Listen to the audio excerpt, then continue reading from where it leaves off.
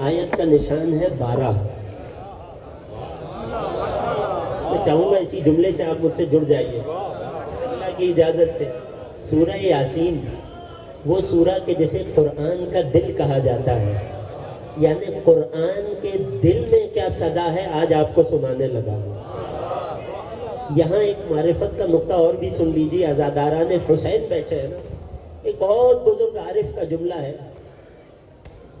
یا سین، ذرا ذہن میں لائیے کیسے لکھا جاتا ہے، یا الف یا سین یا نون۔ فرماتے ہیں بعید نہیں ہے کہ یاسین وہ یا حسین تھا جس کا سر تن سے جدا ہو گیا۔ تحفہ ہے آج کی رات آپ تمام عزاداروں کے لیے، جہاں تک آواز جا رہی ہے، میں بڑے آرام سے پڑھوں گا، آواز آ رہی ہے، توجہ ہے میرے ساتھ۔ سورہ یاسین قرآن کا دل ہے، اور دل کی بات یہ ہے جو آیت نمبر 12 میں پروردگار نے بتایا، وَكُلَّ شَيْءٍ أَحْصَيْنَاهُ فِي إِمَامٍ مُبِينٍ۔ القاب امیر المومنین جو قرآن میں ذکر ہوئے، اللہ فرما رہے ہیں ہم نے ہر چیز کو، کل شے، ہر شے کو، وہ پروردگار جو ان اللہ علی کل شیء قدیر کہتا نظر آتا ہے، وہ فرما رہے ہیں وَكُلَّ شَيْءٍ، ہم نے ہر چیز کو احصیناہ جمع کر دیا ہے، سمیٹ دیا ہے، کس میں؟ فی امام مبین، امام مبین میں ہم نے ہر شے کو سمیٹ دیا ذات گرامی امام میں، امام مبین میں، فقط امام نہیں، مبین اسے کہتے ہیں جو بہت روشن ہو، بہت واضح ہو، بلکہ دوسروں کو روشنی دینے والا ہو۔ مبین دوسروں کو بیان دینے والا، دوسروں کو روشنی دینے والا۔ وَكُلَّ شَيْءٍ أَحْصَيْنَاهُ فِي إِمَامٍ مُبِينٍ، ہم نے ہر چیز کو امام مبین میں سمیٹ دیا، ہم نے ہر چیز کو، اس ہر چیز کو کاش میں آپ کو سمجھا پاؤں، تب جا کے اس لقب کی اہمیت کا احساس ہوگا۔ قرآن میں اللہ فرماتا ہے وَإِن تَعُدُّوا نِعْمَةَ اللَّهِ لَا تُحْصُوهَا، اللہ کی نعمت کو گننا چاہو، لا تحصوها، تم اس کا احصاء نہیں کر پاؤ گے، تم نعمتوں کو گن نہیں پاؤ گے۔ عزیزوں میں اپنی آواز آہستہ رکھے ہوں، مگر آپ اپنی آواز کھول کر مجھے بتا سکتے ہیں کہ بات آپ تک پہنچی یا نہیں۔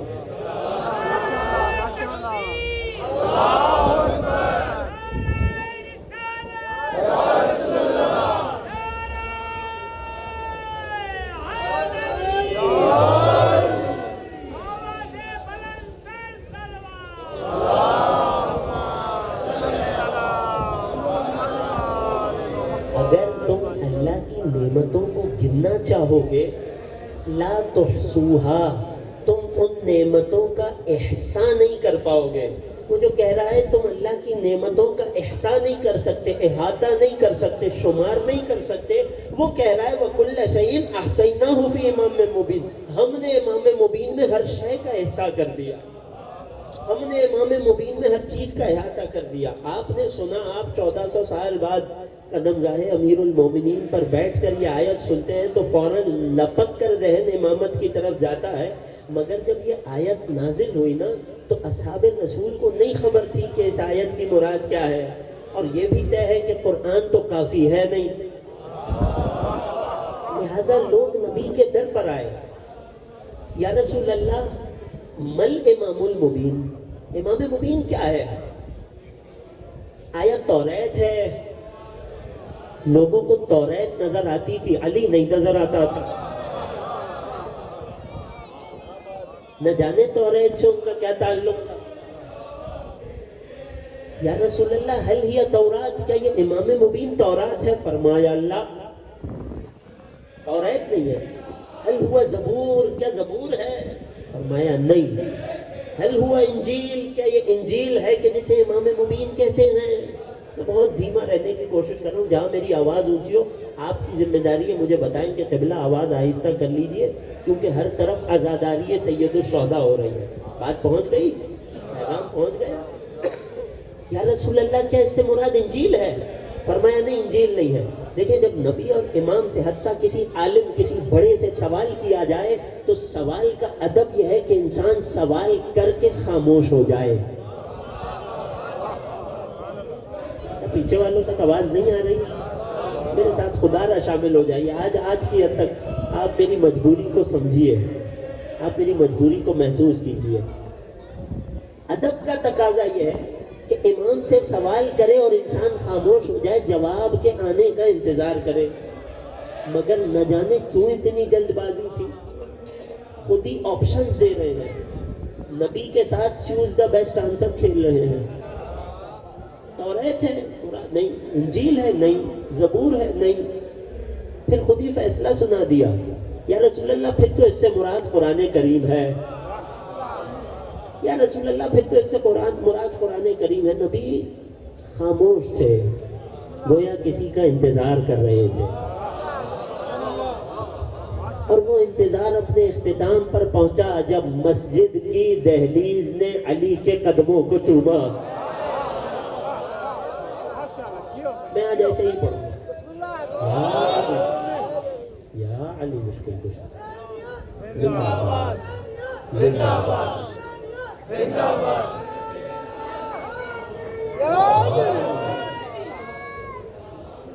یا رسول اللہ پھر تو مراد قرآن ہوگی. نبی انتظار کر رہے تھے, جس کا انتظار تھا وہ آ گیا.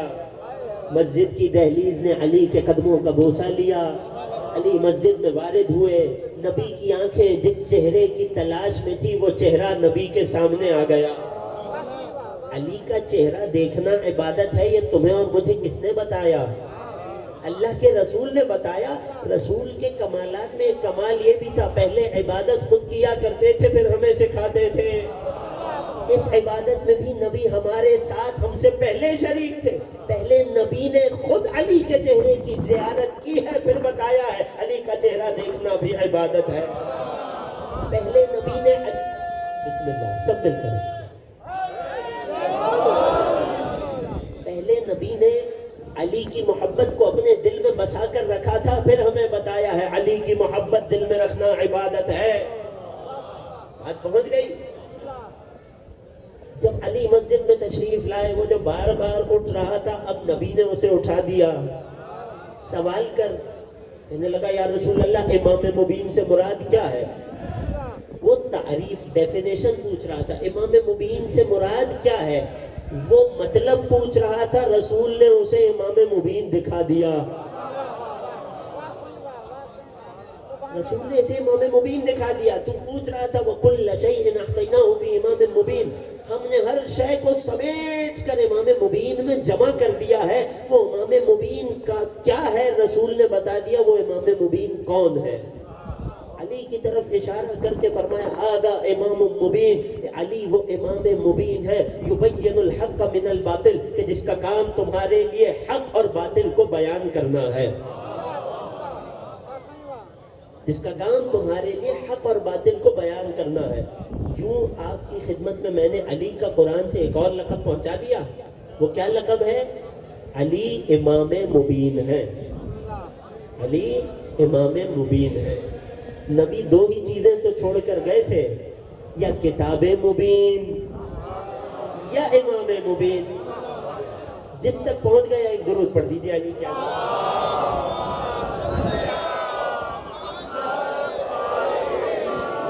اب غور کیجئے گا عزیزوں, یہاں تک بات آ گئی. وَكُلَّ شَيْءٍ, ہر چیز. یہ ہر چیز کیا ہوتی ہے؟ کاش علی کا علم آج آپ کی خدمت میں سنا پاؤں. اگر آمادہ ہے, رات بہت دیر ہو گئی ہے, مجھے اندازہ ہے جتنی دیر آپ بیٹھے ہیں آپ نے اندازہ کر لیا میں بھی یہاں سے جانے والا نہیں ہوں. کُلَّ شَيْءٍ أَحْصَيْنَاهُ فِي إِمَامٍ مُبِينٍ, ہر چیز کو امام مبین میں ہم نے جمع کر دیا. کیسا جمع کیا؟ اللہ اکبر.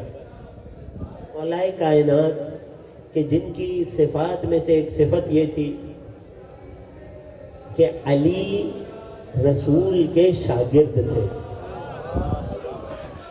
شاگرد دو طرح کے ہوتے ہیں, ایک کلاس میں آگے بیٹھنے والے اور ایک کلاس میں پیچھے بیٹھنے والے, جنہیں ہم کہتے ہیں بیک بینچر. ان پیچھے بیٹھنے والوں کی ایک خصوصیت ہوتی ہے جب پوری، اب میں اشارہ کر کے گزر جاؤں گا، جب پوری کلاس ختم ہو جاتی ہے ایک دوسرے سے باتیں کر رہے ہوتے ہیں، یہ بتاؤ کیا کہا استاد نے؟ دوسرا کیا تاریخی واقعہ ہے، دوسرا کہتا ہے مجھے بھی نہیں پتا کیا کہا، آؤ کسی تیسرے سے پوچھتے ہیں۔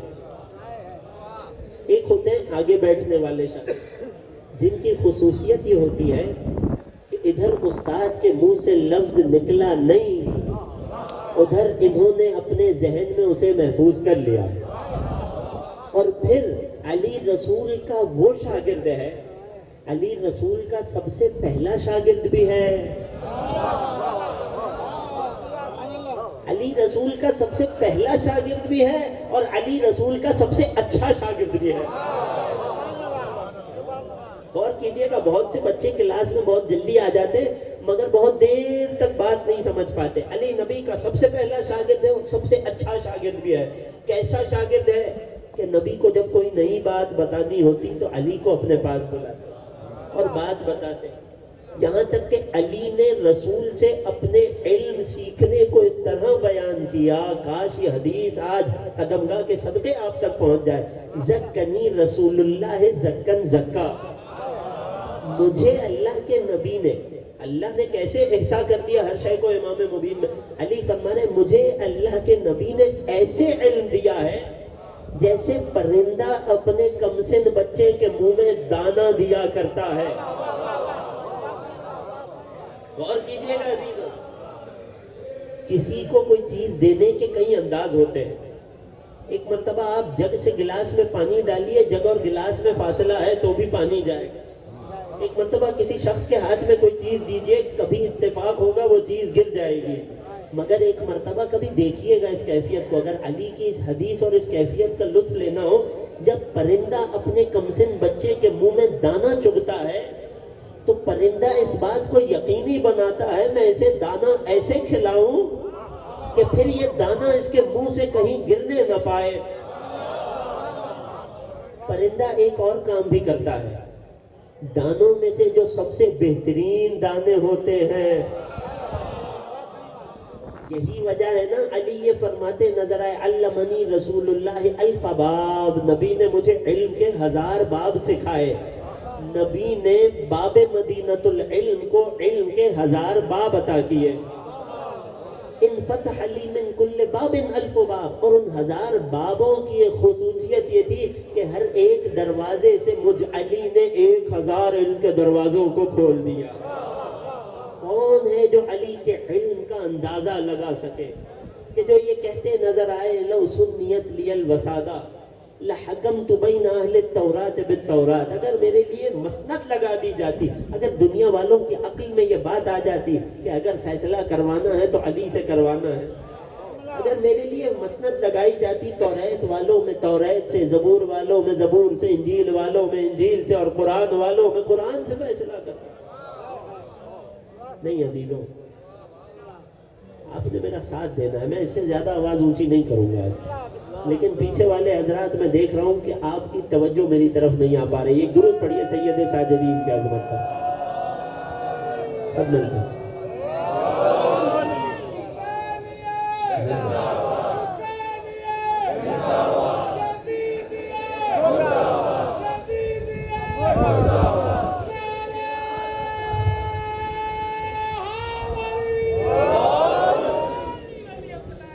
توجہ کیجئے گا، ایسے 1000 باب دیے، ہر باب سے 1000 دروازے کھل گئے۔ اللہ اکبر، اس علی کے علم کا عالم کیا ہو کہ جسے نبی نے گھٹی میں اپنا لعاب دہن دیا ہو۔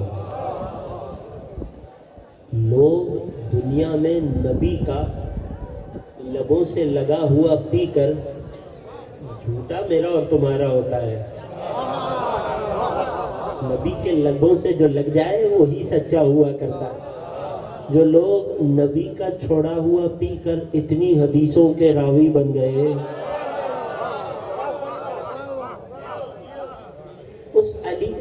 اسی نبی نے علی کو اپنا لعاب دہن غذا میں دیا ہے، کیوں نہ علی ایسا ہو۔ اللہ اکبر، کیسا ہے علم امام علی۔ جب کسی نے سوال کیا ہے علی آپ مسجد کوفہ کے ممبر پر بیٹھتے ہیں، میں آرام آرام سے سناؤں گا مگر توجہ میرے ساتھ رکھیے گا، محسوس کرنا ہے، منظر کو تصور میں لائیے گا۔ اے علی، آپ مسجد کوفہ کے ممبر پر دعویٰ کرتے ہیں سلونی، مجھ سے پوچھو، کوئی آ کر پوچھتا ہے تو آپ اسے بتا دیتے ہیں۔ غور کر رہے ہیں؟ کسی نے آ کر یہ تک پوچھا تھا، اے علی، یہ جو چوٹیوں کا قافلہ جا رہا ہے اس میں یہ کتنے ہیں؟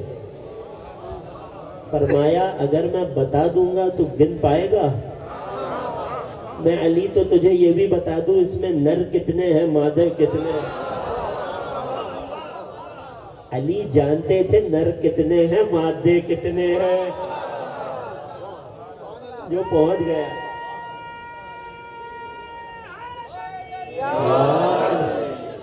علی اسے بتانا چاہ رہے تھے شاید میں تجھے بھی جانتا ہوں تو جیسے اوروں کو بھی جانتا ہوں، کیوں؟ کیونکہ علی جانتے ہیں کہ نر کتنے ہیں مادے کتنے ہیں۔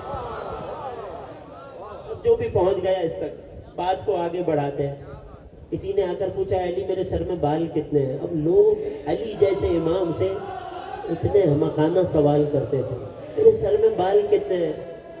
فرمایا میں بتا دوں گا تو گن نہیں پائے گا، مگر میں اتنا ضرور بتا دوں تیرے سر کے ہل بال سے ایک شیطان چپٹا ہوا ہے۔ یہ کون تھا؟ عمر ابن سعد کا باپ۔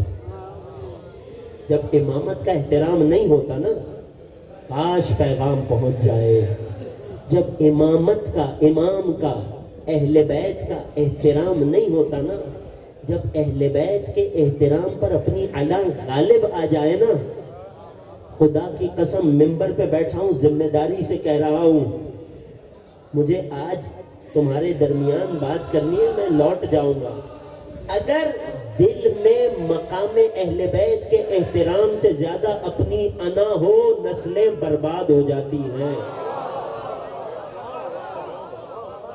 یہ بات کل کے لیے بھی تھی، آج کے لیے بھی ہے اور تا قیامت باقی رہے گی۔ اگر چاہتے ہو نا یہ امامت، یہ عقیدہ، یہ ولایت، یہ عزاداری، یہ نماز، یہ روزہ، یہ حج، یہ زکوٰۃ، اگر چاہتے